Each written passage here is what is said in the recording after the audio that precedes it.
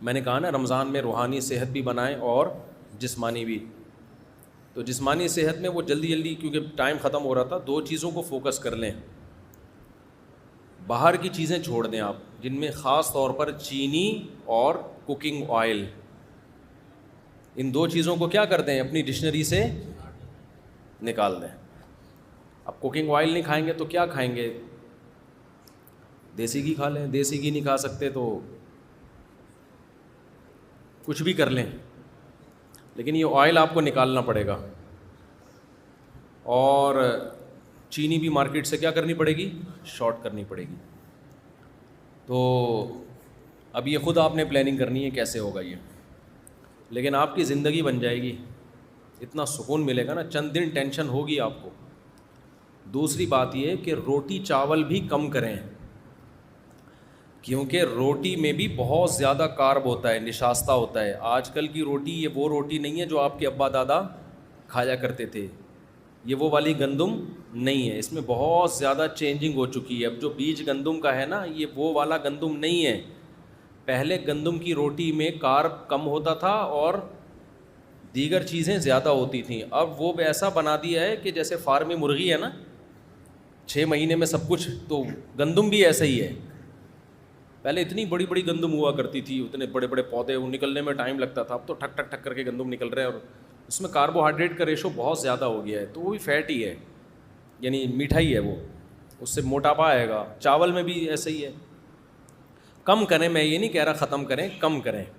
تو جب آپ کم کریں گے تو پھر بڑھائیں کیا بھائی؟ آپ گوشت کھائیں زیادہ, گوشت کے پیسے نہیں ہیں تو یہ چاٹ ماٹ زیادہ کھا لیا کریں افطاری میں.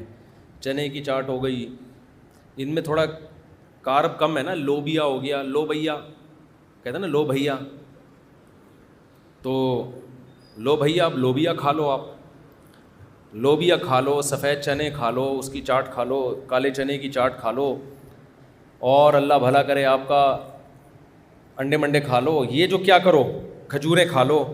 یہ جو ہے نا آپ کا حساب کتاب, چاول, روٹی اور چینی.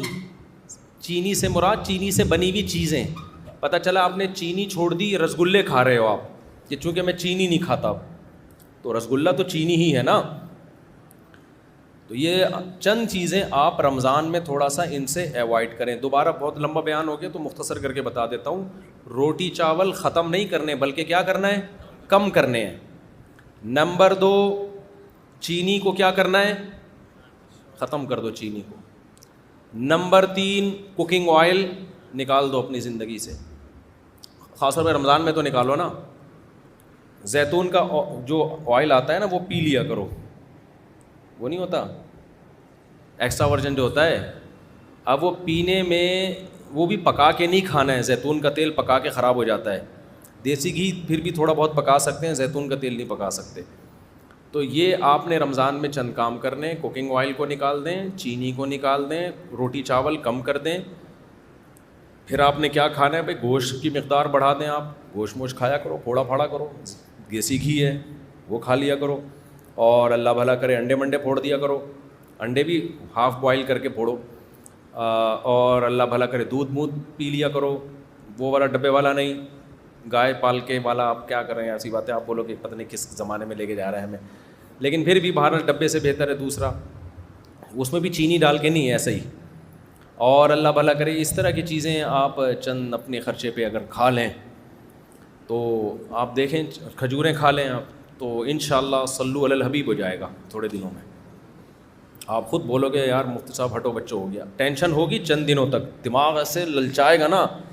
جب کسی کو بریانیاں پھوڑتا ہوا دیکھو گے, آپ کا دل چاہے گا میں کھا جاؤں بس. لیکن تھوڑے دنوں میں آپ کو جب اچھا کھانے کی عادت پڑ جائے گی تو پھر کیا ہوگا کہ آپ کو جب دماغی مینٹلی صحت, جسمانی صحت اچھی ہوگی نا, تو پھر آپ کو اچھی خوراکوں میں مزہ آنا شروع ہو جائے. کبھی کبھار پھوڑو بریانی تو کراچی کا ایک سوغات ہے, کون چھوڑ سکتا ہے کبھی کبھار.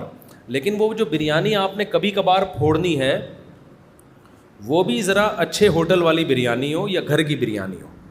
کیونکہ آج کل جو چاول آ رہے ہیں نا بریانی کے, وہ چاول بھی ایسے غلط قسم کے چاول آ رہے ہیں کہ وہ کھانے میں بڑے مزیدار ہوتے ہیں، پیٹ میں جا کے وہ پتھر بن جاتے ہیں، پالش ہوتی ہے ان چاولوں کے اوپر،